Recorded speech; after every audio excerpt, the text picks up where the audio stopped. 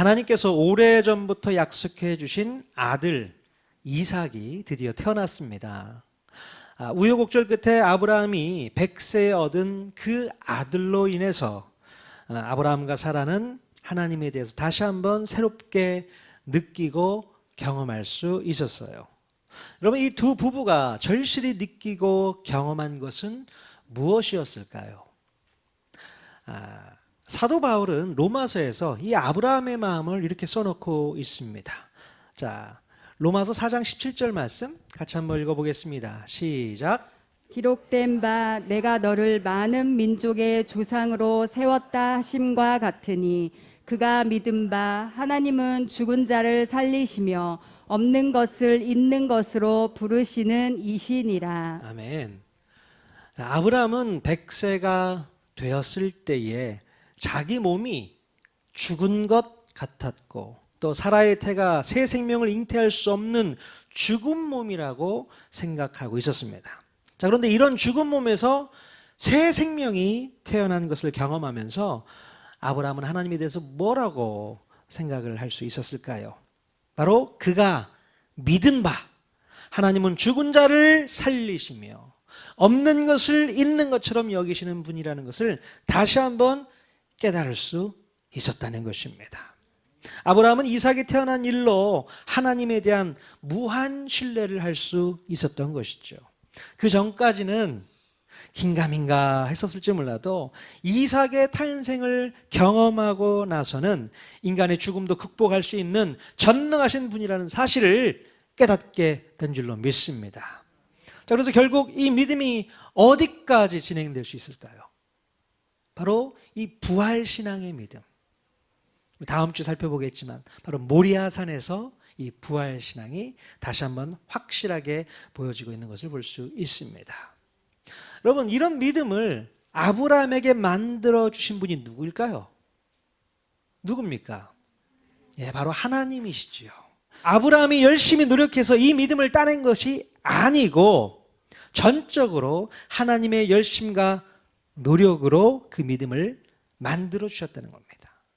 아브라함이 한 게 아니에요. 하나님께서 그 믿음을 심어 주셨다는 것입니다. 자, 그렇다면 하나님께서는 아브라함에게 이런 믿음을 만들어 주시기 위해서 가장 신경 쓰신 부분이 무엇이었습니까? 바로 하나님의 시간표를 작동시켰다는 겁니다. 하나님의 시간표. 자, 하나님께서는 아브라함으로 하여금 하나님의 시간표대로 따라오게 하셨습니다. 여러분, 하나님의 시간표대로 따라가는 것이 쉬울까요? 어려울까요? 쉬워요? 어려워요? 어렵습니까? 네, 물론 하나님의 시간표를 따라가는 것은 인간의 상식으로는 쉬운 일이 절대 아닙니다. 하나님의 시간표는 인간의 욕구와 욕망, 또 인간의 상식과 한계를 뛰어넘기 때문에 참으로 불편하고 고통스러운 과정이 뒤따른다는 것입니다. 자, 그러나 우리가 인간적인 계획과 방법을 뒤로 한 채 인간의 머리로는 도무지 이해할 수 없는 하나님의 시간표를 천천히 따라가다가 보면 결국에는 하나님께서 만들어내시는 결과물에 도착하게 된다는 것입니다. 자, 그러면 그때 가서 모든 것이 다 이해가 되고 모든 것이 깨달아질 수 있는 것이지요. 물론 아브라함과 사라가 하나님의 시간표를 순순히 따라오지는 못했지만 결국 하나님께서 이끄시는 대로 와 보니 진심으로 웃을 수 있게 되었다는 것입니다. 그래서 사라가 아들을 낳고 환하게 웃었지 않았습니까? 자, 우리도 그렇게 웃을 날이 오게 될 줄로 믿습니다. 여러분, 우리 통하는 교회가 개척한 지 만 4년이 흘렀습니다. 우리가 여기까지 올 수 있었던 것은 모든 것이 다 하나님의 은혜인 줄로 믿습니다. 자, 우리가 여기까지 그냥 흘러온 것 같지만 하나님의 계획과 섭리가 분명히 이끌어 주셨다는 것이죠. 우리는 하나님의 시간표대로 여기까지 왔고 앞으로도 살아가야 될 줄로 믿습니다. 조금 전에도 말씀드렸지만 하나님의 시간표대로 산다는 것은 참으로 불편하고 고통스럽고 괴로움이 뒤따를 수 있어요. 자, 우리에게 믿음을 필요로 하는 선택과 기다림으로 살아야 할 때도 있을지 모르겠습니다. 어떤 때는 세상의 조롱과 비웃음을 견뎌야 할 때도 있습니다. 어떤 때는 악한 마귀의 공격으로 인해서 영적 싸움을 싸워야 할 때도 있습니다. 또 어떤 때는 교회 안에서 서로가 불편한 관계 때문에 속썩을 일도 있을지 모르겠어요. 자, 그러나 어떤 상황 속에서도 하나님의 때를 기다리고 하나님의 시간표를 믿어야 될 줄로 믿습니다. 네. 우리 온 성도가 이 믿음 가지고 하나로 뭉쳐 나아간다면 우리 통하는 교회는 앞으로 10년, 20년 하나님께서 기뻐하시는 교회로 우뚝 서게 될 줄로 믿습니다. 여러분, 우리 하나님은 죽은 자를 살리시고 없는 것을 있는 것으로 부르시는 분인 것을 우리가 확신하며 신앙생활해야 하는 것이죠. 아브라함의 믿음이 오늘 저와 여러분의 믿음이 되시기를 주님의 이름으로 간절히 축원드립니다. 아브라함의 믿음, 그 부활신앙 오늘 우리에게 분명히 있어야 될 줄로 믿습니다. 아멘. 이 시간에 우리가 같이 옆 사람에게 인사 나눴으면 좋겠습니다. 하나님의 시간표를 믿읍시다. 하나님의 시간표를 믿읍시다. 하나님의 때를 기다립시다. 예, 하나님의 때를 기다리는 것, 하나님의 시간표를 믿는 것, 그것부터 시작하면 어떨까 싶습니다. 너무 조급하게 서두르지 말자고요. 뭔가 조급해지면 내가 내 힘으로 하려고 하는 노력이 수반되게 되거든요. 그러면 주님이 기뻐하시지 않는 일들이 발생할 수 있습니다. 조급해하지 말고 천천히 하나님께서 계획하신 대로 순순히 따라가는 것이 믿음인 줄로 믿으셔야 돼요. 아시겠습니까? 네. 자, 이제 이삭이 태어난 뒤에 젖을 떼는 날이 되었습니다. 보통 유대인들이 젖을 떼는 때는 보통 3세 내지는 4세 때에 이루어지는 것이 관례였습니다. 물론 엄마 젖을 막 뗐다는 의미보다는 유아기를 끝냈다는 의미라고 생각하시면 되겠어요. 마치 사무엘이 엄마 젖을 떼고 엘리 제사장에게 맡길 수 있었던 정도의 때가 되었던 것입니다. 아브라함은 이삭이 젖된 날을 기념하며 큰 잔치를 베풀어 주게 됩니다. 뭐 우리나라도 백일 잔치도 하고 돌잔치도 하지 않습니까? 아브라함은 좀 잘 살았잖아요. 그래서 이삭이 젖될 때를 기념해서 아주 큰 잔치를 베풀었던 것 같아요. 자, 그런데요, 그날에 아주 불미스러운 사건이 발생하게 됩니다. 어떤 일이 발생했을까요? 자, 이제 다 큰 이스마엘이요, 배다른 동생 이삭을 희롱하는 일이 생겼습니다. 자, 성경에는 이스마엘이라는 이름도 쓰지 않고 애굽 여인 하갈의 아들이라고 표현되어 있어요. 바로 애굽 여인 하갈의 아들 이스마엘이 이삭을 상대로 놀리는 일이 발생했던 것입니다. 자, 그런데 이 장면을 우연히 사라가 목격을 했고, 사라는 그 일로 인해서 아브라함에게 하갈과 그 아들을 내쫓으라고 한 거예요. 예. 아니, 도대체 애들끼리 놀다가 그럴 수도 있는데 왜 이렇게 사라는 노발대발 했던 것입니까? 왜 그랬을까요? 뭐 서로 장난치고 놀면서 서로 놀리고 그러는 것 아니겠습니까? 그렇잖아요.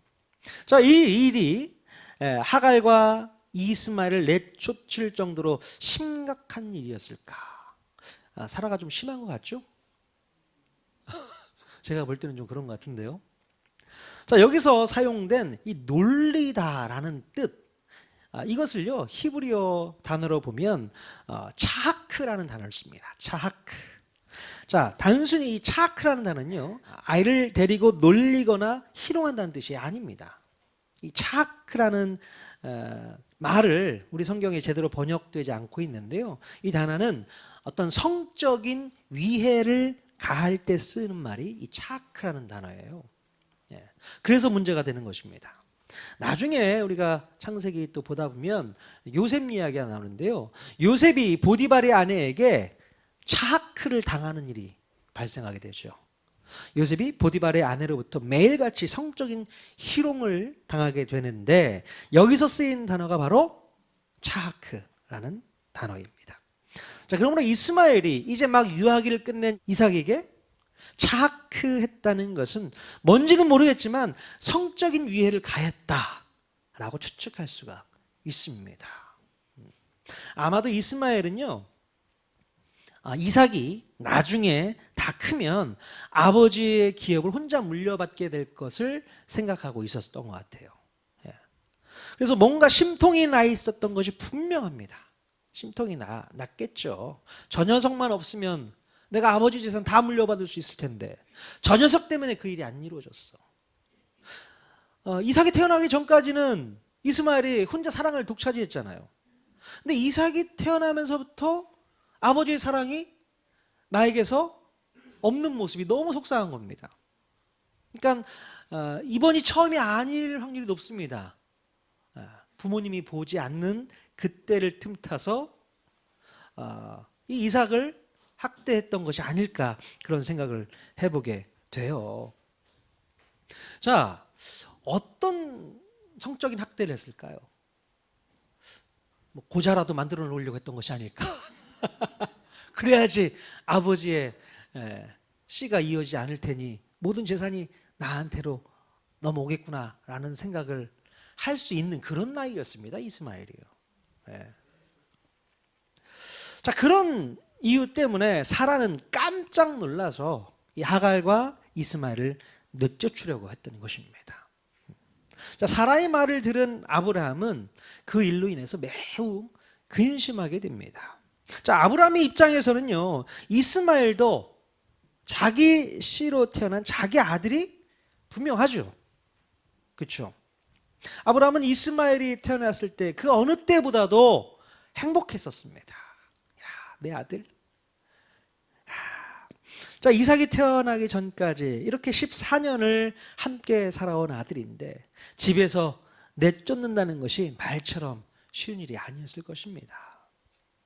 자, 그런데 바로 그때 아브라함이 이 일로 근심하고 있었을 때에 하나님께서 아브라함을 찾아오셔서 해법을 제시해 주셨습니다. 창세기 21장 12절 말씀 같이 읽겠습니다. 시작.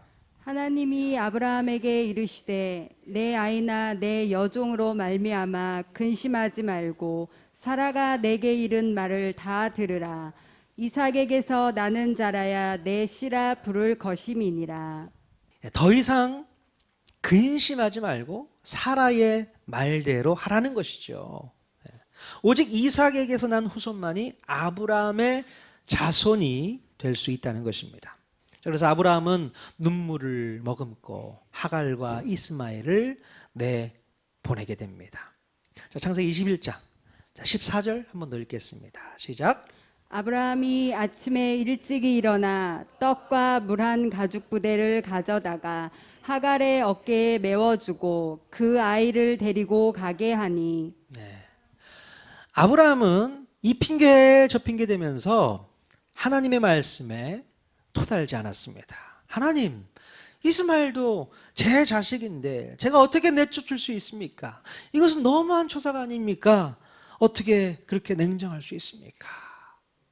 저 같으면 이렇게라도 하소연해 볼 텐데 아브라함은 이렇게 핑계대면서 미루지 않았습니다. 아무리 가슴 아프고 속이 상하는 한이 있어도 약속의 아들 이삭을 지키기 위해서는 단숨에 잘라냈던 것입니다. 만약에 이것을 미루고 있다가 이삭에게 문제라도 생기면 절대로 안 되기 때문에 하갈과 이스마엘을 도려냈던 것입니다. 자, 오늘 우리도 이 아브라함의 결단을 따라해야 하는 것이죠. 왜냐하면 오늘 우리에게 적용되는 이삭과 이스마엘은 또 다른 의미가 있기 때문에 그렇습니다. 이삭은 하나님의 약속을 따라 난 자식이고 이스마엘은 인간적인 노력으로 낳은 자식이잖아요. 자, 사도 바울은요, 갈라디아서에서 이삭과 이스마엘을 비교하면서 이렇게 설명을 해놓고 있습니다. 갈라디아서 4장 28절, 29절 말씀 또 읽겠습니다. 시작. 형제들아 너희는 이삭과 같이 약속의 자녀라. 그러나 그때 육체를 따라 난 자가 성령을 따라 난 자를 박해한 것 같이 이제도 그러하도다. 네. 자, 바울은 육체를 따라 난 이스마엘이 성령을 따라 난 이삭을 박해했던 것 같이 오늘도 이런 일이 벌어지고 있다고 설명하고 있는 거예요. 예. 자, 이 말씀을 오늘날 우리에게 어떻게 적용할 수 있을까요? 여러분, 이삭은 이 영적인 삶의 대표라고 말할 수 있고요. 이스마엘은 육적인 삶의 대표라고 말할 수 있습니다. 자, 그런데요, 우리 주님의 자녀들은 영적인 삶과 육적인 삶을 동시에는 살 수 없다라는 얘기입니다. 동시에 그런 삶을 살 수 없다는 거예요. 즉, 우리 주님의 자녀들은 성령의 열매와 육신의 열매를 같이 맺어갈 수 없다는 얘기입니다. 우리에게서 육적인 삶이 끊어지지 않으면 성령의 열매를 우리는 도무지 맺을 수가 없다는 거예요. 그러므로 우리가 영적인 삶을 살고 성령의 길, 십자가의 길을 걸어가기 위해서는 내 마음이 아프고 찢어져도 잘라낼 것은 잘라내어야 하는 것입니다. 마음이 아프고 찢어진다고 해서 그냥 내버려 두면 더 큰 문제를 이룰 수 있다는 겁니다. 잘라내셔야 됩니다. 그냥 미루다가는 더 큰 문제를 야기할 수 있다는 거예요. 하나님께서 명령하시면 이 육신의 삶인지 영적인 삶인지 성령의 열매인지 육신의 열매인지를 분별하셔가지고 내가 계속해서 성령의 열매를 맺기보다는 육신의 열매를 맺고 있는구나. 그러면 여러분 그것이 무엇인지를 분명히 파악하고 빨리 잘라내십시오. 멈추십시오. 더 이상 그것과 연합하지 마십시오. 빨리 끊어내는 것이 합당한 그리스도인의 삶인 줄로 믿습니다. 우리 하나님이 그걸 원하고 계세요. 이것도 하고 저것도 하고 이삭도 키우고 이스마엘도 키우고 같이 협력해서 같이 키운다? 말도 안 되는 소리라는 얘기입니다. 누구 하나는 빨리 내보내야 된다는 것이죠. 누굴 내보내야 됩니까? 이삭을 내보내요? 이스마엘을 내보내요? 당연히 이스마엘을 내보내야 되는 겁니다. 약속의 아들을 붙잡고 그 아들을 키워나가야죠. 함께 둬서는 안 된다, 그 얘기시죠. 여러분, 지금 이 글을 쓰고 있는 저자가 누구입니까? 창세기를 쓰고 있는 저자가 누구예요? 모세죠. 모세. 지금 모세는 이 이야기를 써내려가면서 하나님의 백성들이 바로 영적인 삶을 잘 살기 위해서는 육적인 삶을 잘라버려야 한다고 교훈하고 있는 것입니다. 이스라엘 백성들, 출애굽한 이스라엘 백성들, 그들에게 이것을 알려주고 싶었던 것입니다. 그럼 나중에 만나 세대들이 가나안 땅에 들어갔을 때에 반드시 해야 할 일들이 있었습니다. 어떤 일을 해야 했을까요? 무슨 일이 있더라도 가나안 족속들을 진멸하고 그들을 가나안 땅 밖으로 내쫓아야 하는 일이었습니다. 만약에 그들을 내쫓지 않으면 이스마엘이 이삭을 박해하듯이 어려움을 당할 수밖에 없다는 것을 이 이야기를 통해서 교훈하고 싶었는지 모르겠습니다. 자, 그런데 만나 세대들이 가나안 땅을 점령하러 들어갔을 때에 가나안 족속들을 모두 내쫓고 진멸했을까요? 어땠습니까? 다 진멸해서 내쫓아 버렸습니까? 물론 부분적으로는 어느 정도 이루어냈습니다. 자, 그런데 성경은요, 꽤 많은 부분에서 가나안 족속들을 쫓아내지 못했다고 고발하고 있어요. 그러지 못했다는 겁니다.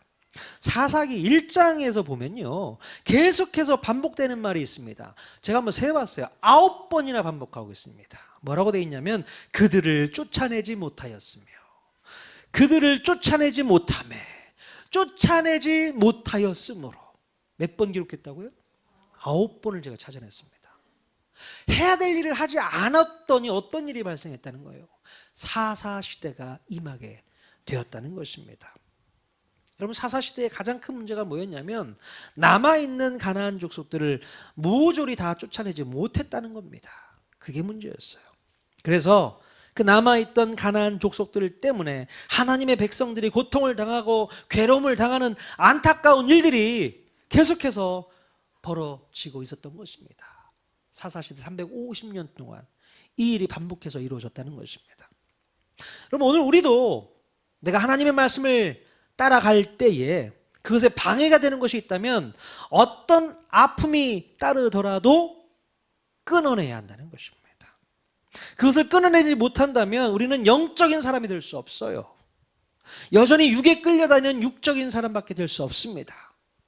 혹시라도 내가 여전히 끊어내지 못하고 있는 나쁜 습관이나 죄악된 모습이 있다면 과감하게 끊어내고 차단해 버려야 될 줄로 믿습니다. 분명히 있을 거예요. 계속해서 반복되는 죄가 있는가 생각해 보십시오. 그거 끊어내셔야 됩니다. 반복적으로 짓는 죄, 그거 끊어내셔야 돼요.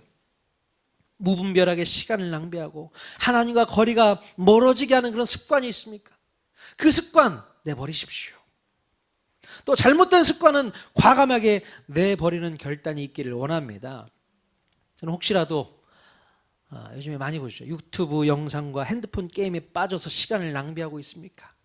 그런 분들이 있을 수 있죠. 절제해야 되고요. 스스로 절제가 안 되면 완전히 끊어버려야 됩니다. 차단시켜버려야 되는 거예요.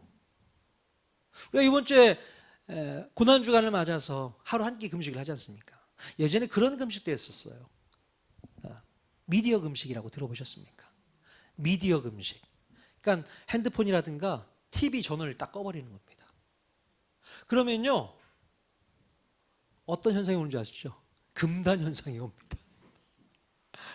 음식을 안 먹고 한 끼 정도 안 먹는 거는 괜찮습니다. 어렵지 않아요. 할 수 있어요. 근데 핸드폰을 꺼놓고 있거나 TV를 꺼놓고 있으면 마음이 불안해지는 사람들이 있습니다. 미디어 금식 한번 해볼 필요가 있지 않을까요? 한번 도전해 보시겠습니까? 예. 너무 우리가 거기에 매여 있는 삶을 사는 것 같습니다. 끊어내셔야 돼요. 그것 때문에 주님과 교제하지 못하고, 그것 때문에 말씀대로 살지 못하고, 그것 때문에 신앙생활이 방해가 된다면 과감하게 내버리셔야 되는 것이죠. 우리 아이들 예배 시간에 핸드폰을 붙잡고 있다면 어떻게 됩니까? 끊어내야죠. 끌어내는 게 아니고 끊어내야죠. 과감하게 그냥 끊어내야 되는 거 아니겠습니까? 예배 시간에 어떻게 핸드폰을 만지고 있을 수 있어요? 미디어 금식을 좀 시켜야 되지 않을까?